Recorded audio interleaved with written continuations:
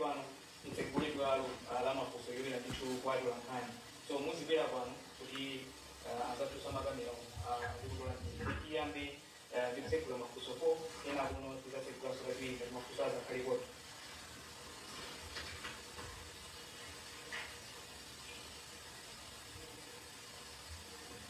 Nanga ndinevesti matonga mambiranje wa Asia Times.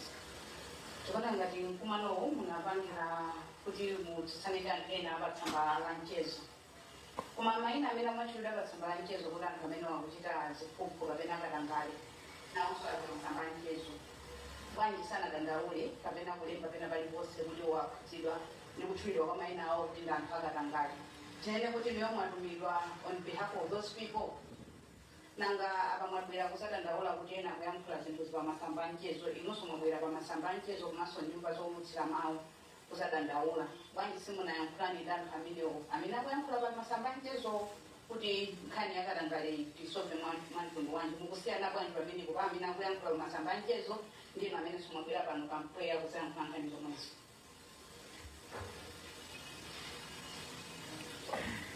Joseph Mazizi, Katorefem. Kusomayamba ndokuti kodi mmene zachitikira papa kuti mwabwera kupangitsa msonkhano wa anthu ankhani chifukwa cha zimene zimanenedwa pamasamba anchezo sitinganene kuti ndikuti pamasamba anchezo kumpopindulitsa pakumapangitsa kuti anthu achiteko kanthu funso lachiwiri ndokuti zimene akunena enawo kuti wakuti asiye pasi udindo chifukwa chokuti ndi wachinyengo kodi sikungakhale kwabwino kuti munthu asiye pasi udindo kufuna kupereka mwayi kwa anthu amene angafune kufufuza kuti amasuke kufufuza oganizira kuti munthu amene akumachulidwa ndi wamkulu mlangizi wa zamalamulo kuboma sizingakhale kwabwino kuti mwina apereke mwayi umenewo kuti ofuna kufufuza awafufuze aone chenicheni chimene chikuchitikati kusiyana kuti akhale pamenewo kuti mwina anthu ena adziopa chifukwa cha udindo umene munthuyo ali nawo mafuna ndimve pamenewo. Kuna ndiyange kwa makusamela awira kana ngondi asira sanzangawa tinene kuti ungakhale kwabwino kwambiri atachita step down kuma kukapo pali verdict patapezeka kuti apotide apeza kuti pali element ya corruption kuma mukunena kwathu komanso report imene yatuluka ku SCP ndilonena kuti atone jeno amene akunenedwa kuti ali behind the sale of the hotel anafufuzidwa ndi SCP imene ili reputable organization imene yapeza kuti kunalibeko element ya corruption then ndikovuta kuti munthu amene step okapo atapezedwa kuti ndiolakwa ine ifeyo ngati manifest tingagwirizana nazo kandi ndipo ndife oyambirira amene sitingapange ma demonstrations tikafika ku nkhani ya funso loyamba kunena kuti ifeyo ndatumidwa ifeyo sitinatumidwe tanena kumumuno kunena kuti ife timayimirira amalawi timalankhulira amalawi nkhani ya corruption tikaitika light kuitenga ngati yongofuna kuti tizipanga zaji bwana tifuna tikuze this country will never develop and these are sensitive issues that are supposed to be handled with maturity. You cannot take issue ya corruption nukumaka isia pa Facebook no if you tabule on Facebook pano ndi bazodi yake pano pa Times si pa Facebook and tilibe how you would come to the concert mundu ngati yeye mene amanga kuzajezo na digital concert zajezo Born Kalindo akupanga tikuferanji anthu muzitenga serious akupanga tikuferanji TV si pa Facebook ndi MBC aliomba sitina domido eno mundu vuto lako nokumalawi ndi limene timati munthu akamati imirira kufuna kuti omola wayamba kulusa umona kupita kuseri kana kuti kutoka kuti aine kuti umaona au chikana palandira mamiri wayamba kulusa Born Kalindo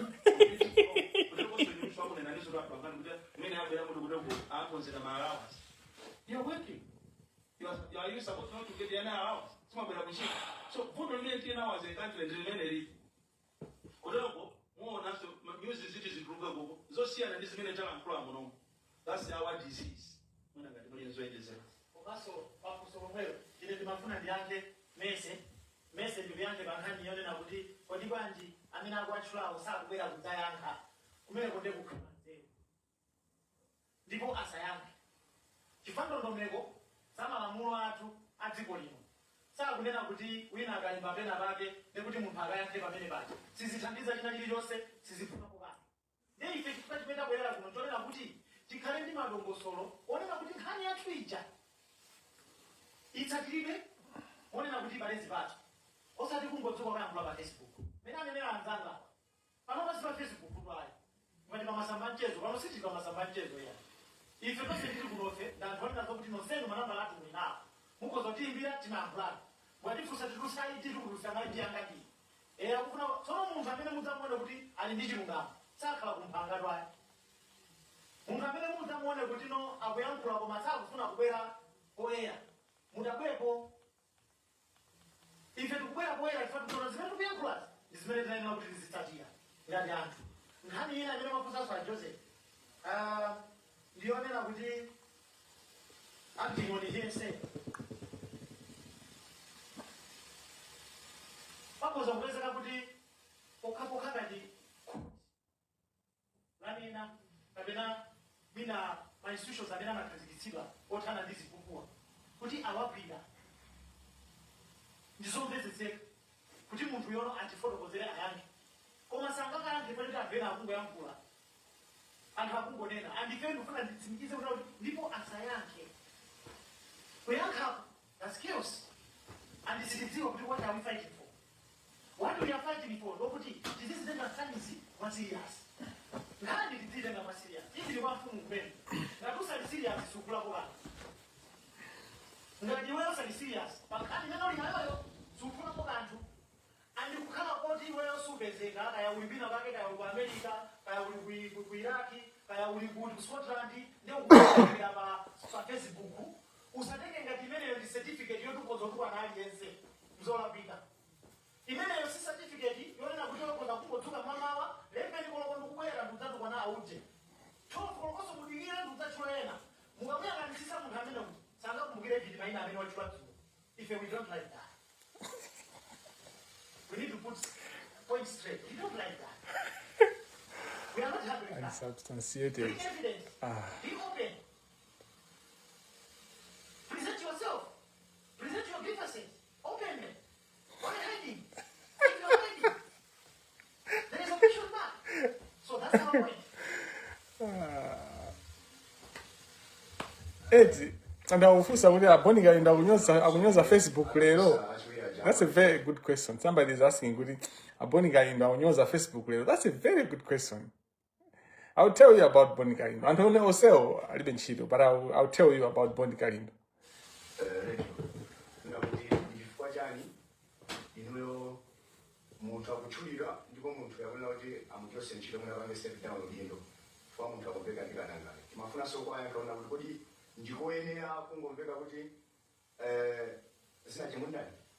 Amazeze alindi mulandu ine ngobanga post pa Facebook ndiye abwana wa amazeze angu atu sanchito kupanda kwafufuza bulongo ndikuti tukapita solango ndikaona mu statement mu chavamba anthuwa ali ma family anthu a Indiana ali makolo kodi akamamba kuti bambo amo ngokuba mwana yanga ambewachi ndiye ife tukwenda kuti amene ali ndi umboni oyenerezeka ali ndi uzamwayi amene ali aloya ozindikira bulongo Alexious Kamangila abwere akanene kuti atone jeno ngokuba ndipo umboni ndiwo oma umboni ukabwera pa Facebook umboni ukabwera pa social media kubwera nawo ndi umboni uti pa social media palibe coach apo palibe judge amene angajaji mlandu palibe mlandu mafunika pakhale judge amene angajaji mlandu ndiye tikunena kuti awa amene akubwera ndi nkhani pa social media kumankhula maina anthu akugwira ntchito yenereka ife tifuna tapange support koma sitingampange support munthu ali kumphanga iye akokhala konko alibe umboni okwanira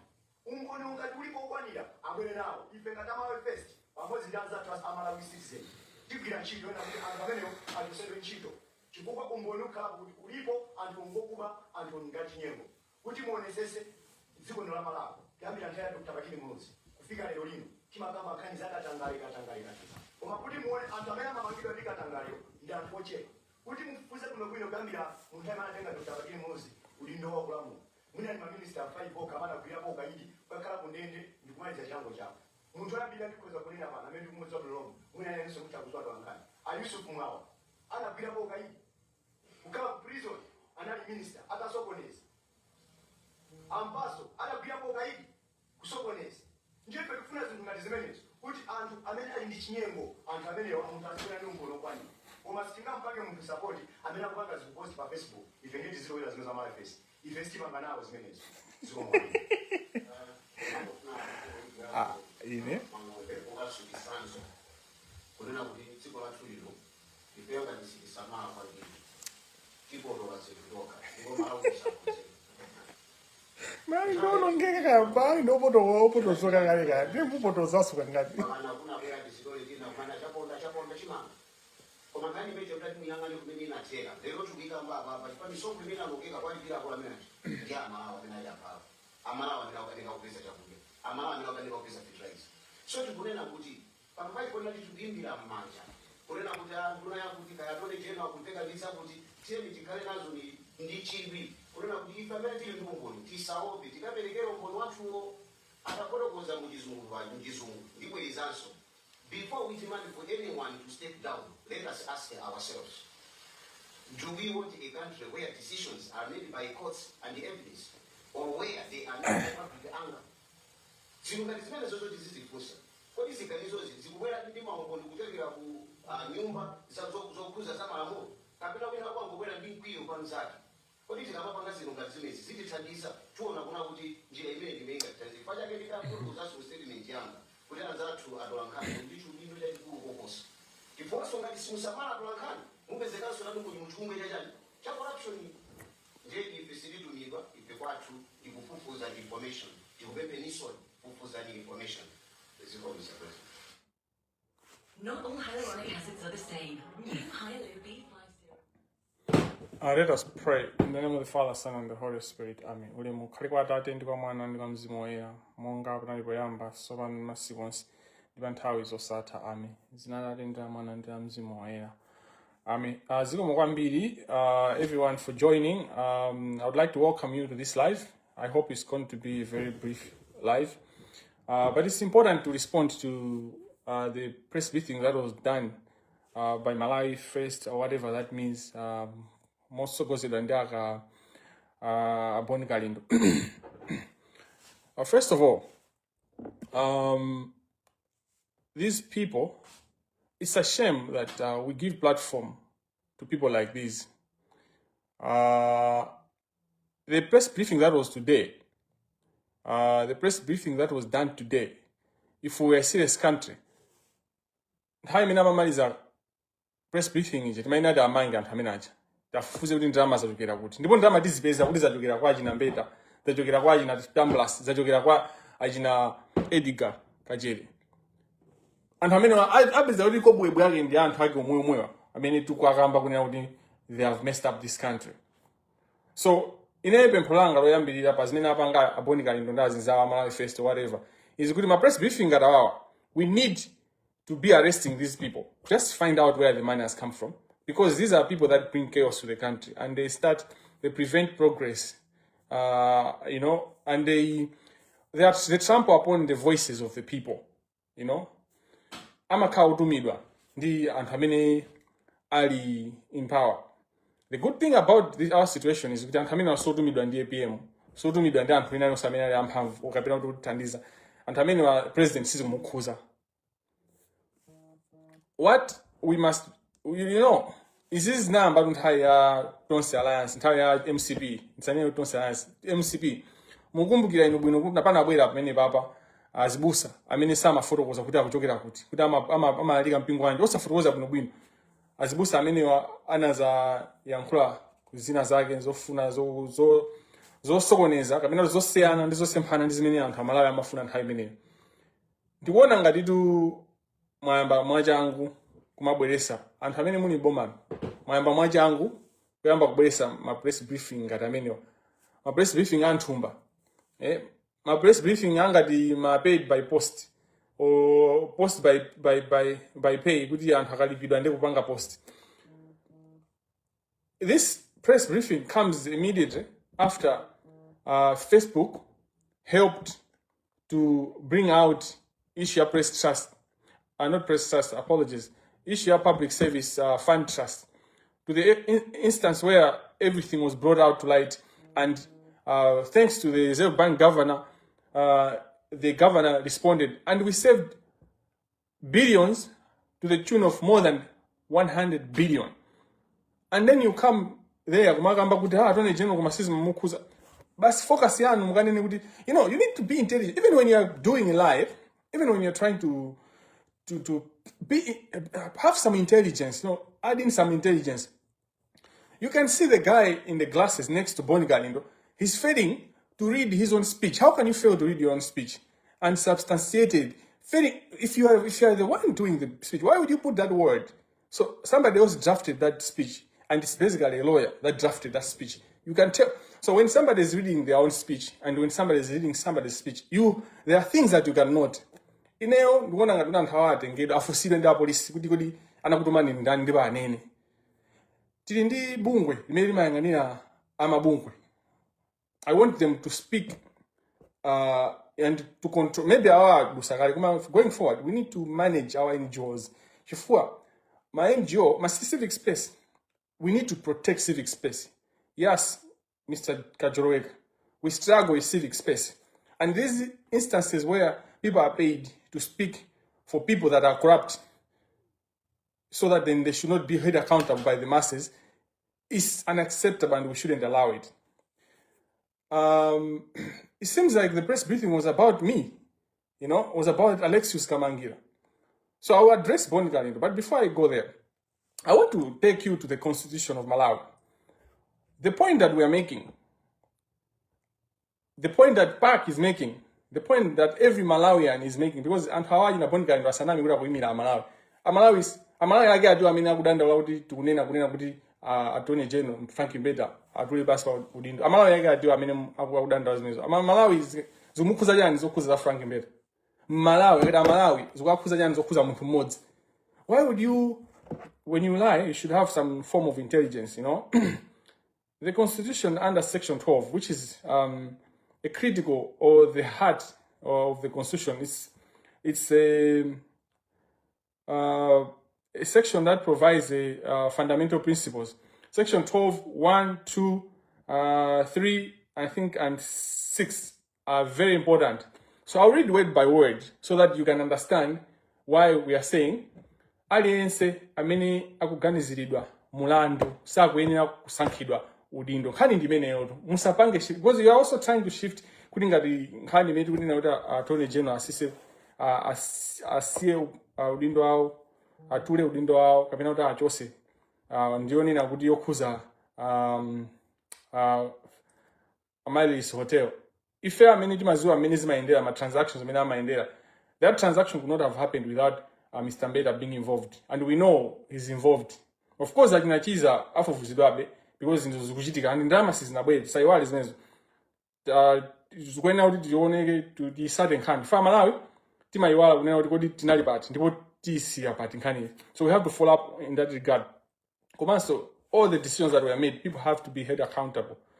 So there's no and they are misleading the public as well. They are misinforming. Those are the report that came from the SCB has created the Attorney General. The report that came from SCB has nothing to do with how the transaction had gone.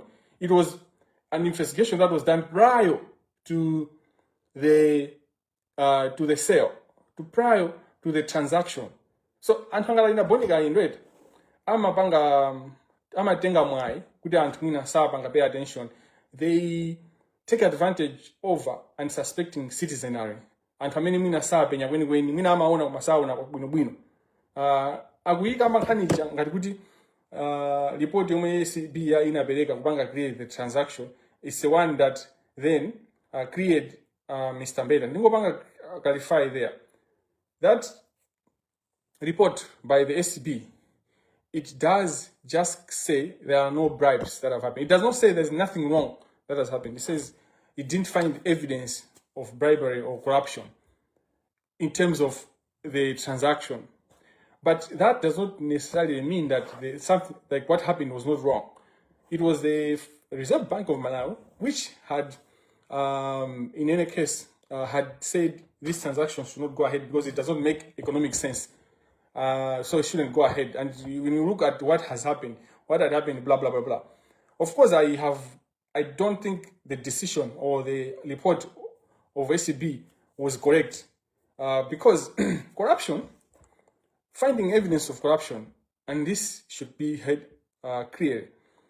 It's not only in terms of substance, hard evidence all the times. Circumstantial evidence is evidence enough to, prove corruption or bribery, as it were. Now, when you look at the development from 47 million to 47 billion, in fact, it was from 30-something billion, then to 47 billion, then to 117 billion, then to 130 billion. Those circumstances already show that there is corruption. So those circumstantial evidence are enough, for someone to claim that there's corruption. Again, the way the board had behaved, the way the employees had behaved of that fund, and finally, having been denied or having been advised not to go ahead by Reserve Bank of Malawi, the controlling officer or the controlling authority, and then proceeding. That's the circumstantial evidence to show that corruption was occurring. Because what else would there would be? So this nonsense must stop. And for me, I'm media and because I'm Malawi first. Let's just ban them. We should call them to account. So we should stop civic space. And my Human Rights Act, Malawi Human Rights Commission.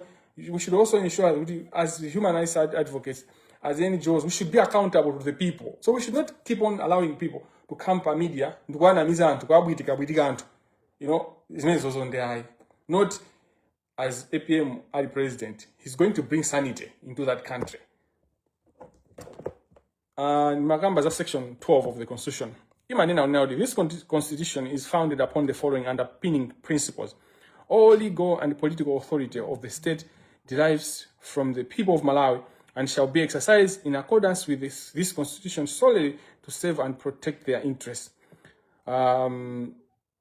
Section 12, subsection 2.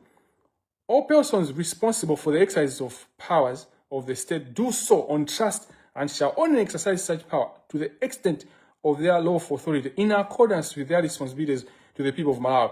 You see, trust. And the exercise shall be within the extent. So the trust of the people, critical. As you hold power, that is derived from the people. That your power derives from the people. And that power sustaining for you to continue using that power is if the people still trust you.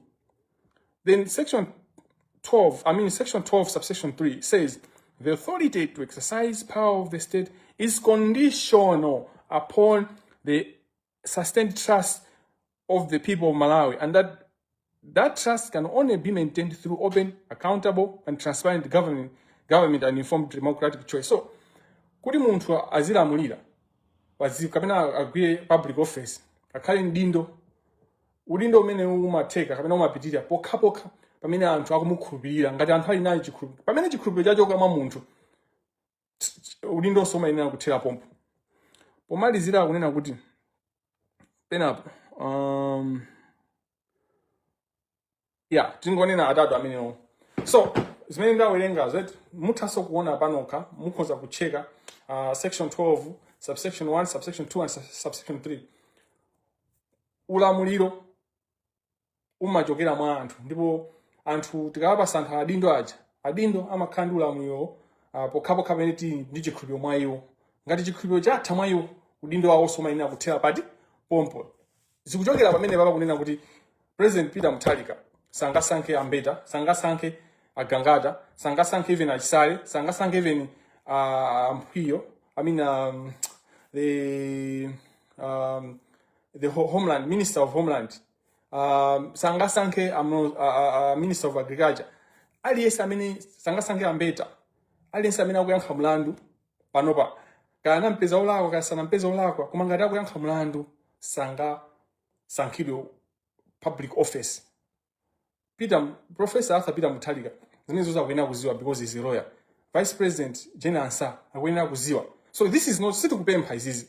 This kuti Ambeta achoke pa udindo chifukwa choti ujena anapangira warrant yawo ACB komanso ndiyena onsewaso kuti akuyankha milandu. As long as munthu ali pa mlandu simukamusankhe udindo wa public, because trust, section 12, and this is the heart of the Constitution. Our Constitution is very powerful, and we just need fair anyake. Ndipo izizi suti ndikubwereza unena kuti sisi tikupempha kwa APM. we are reminding him and to do things according to the law. Maamulo mena kuyenera kuyendera.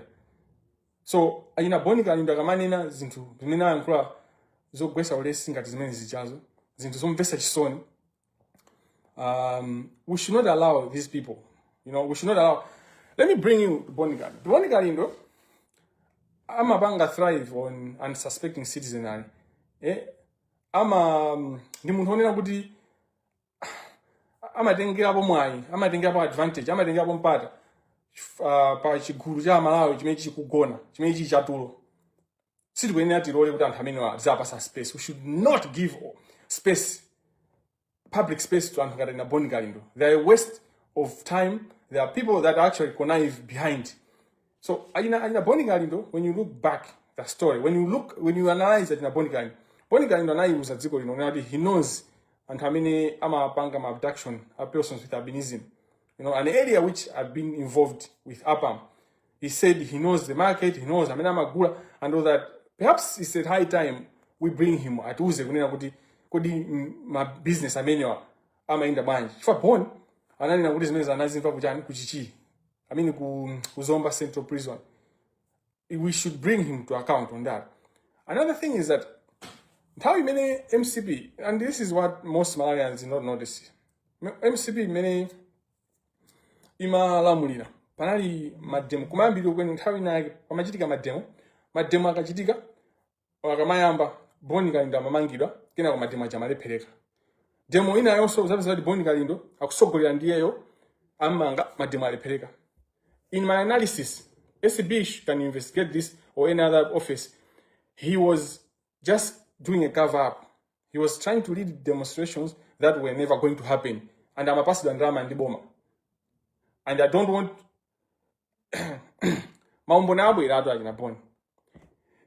that's my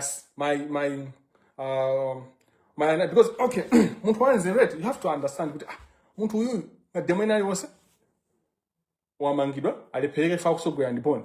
Wamangidwa alepeleka fa kusogolera ndi Born. As a strategist, you have to decide next time kuti asogolera nduyo. Guys, zaraji lero tizapanga chakuja.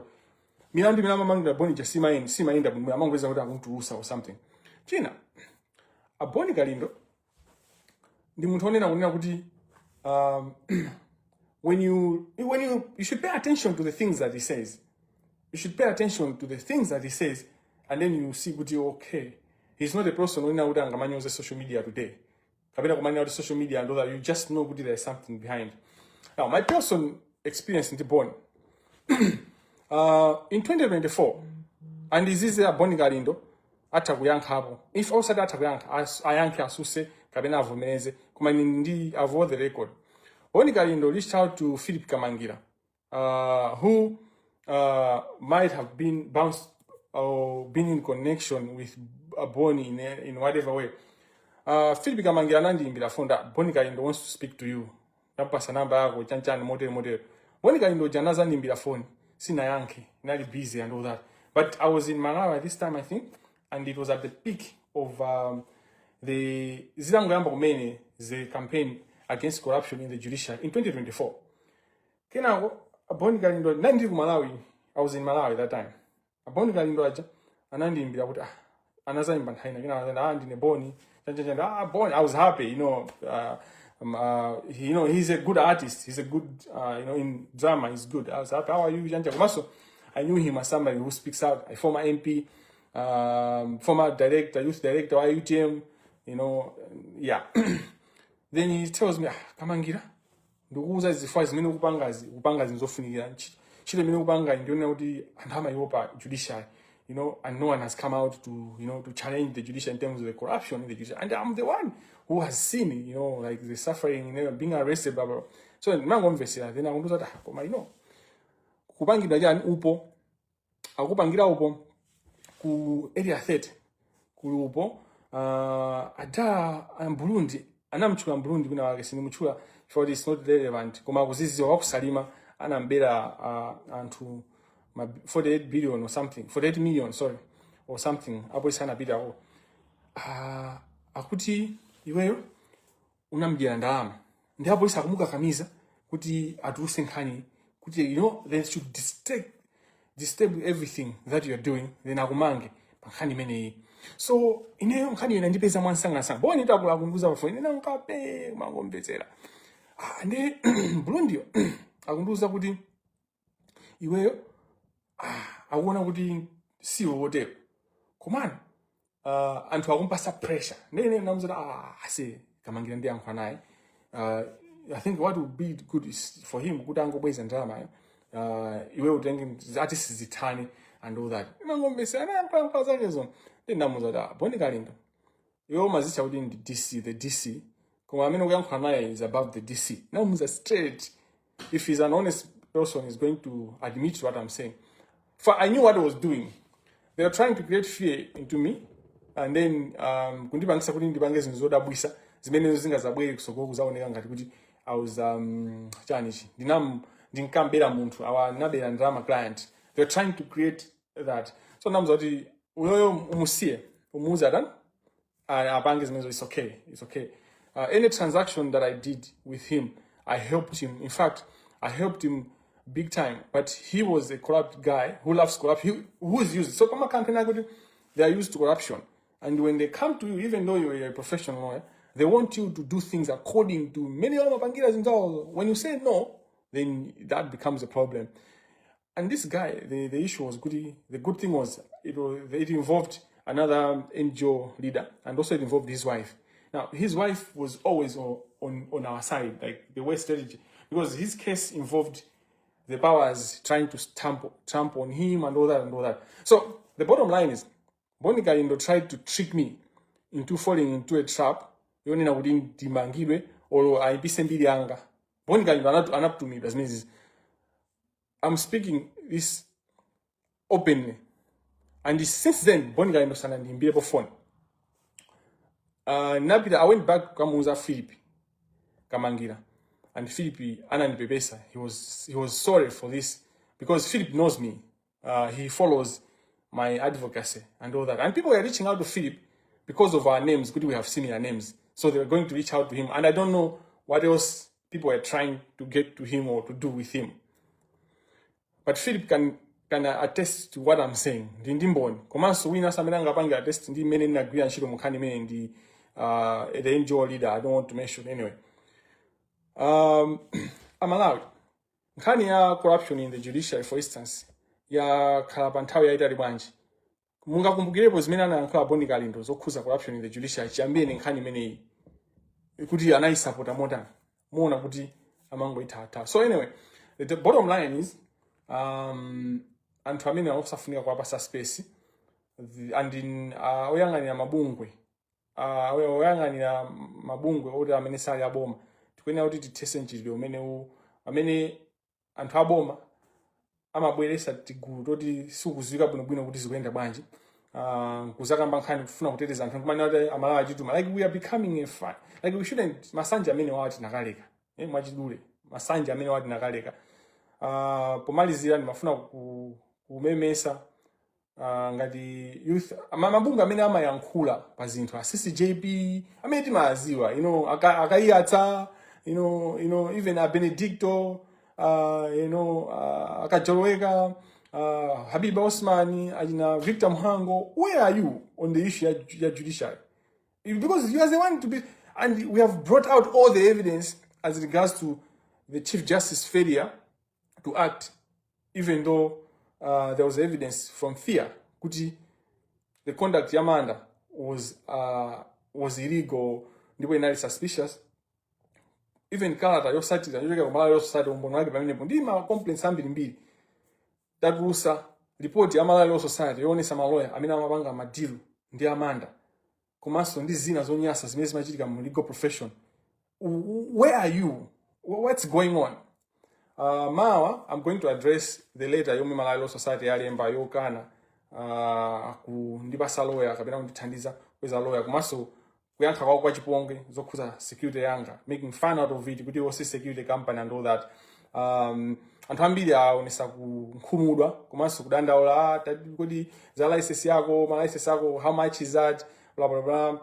I'll respond to that tomorrow and all that, and we'll move forward. Don't be distracted. I've put Malawi Society and the judiciary to the corner where I want them to be.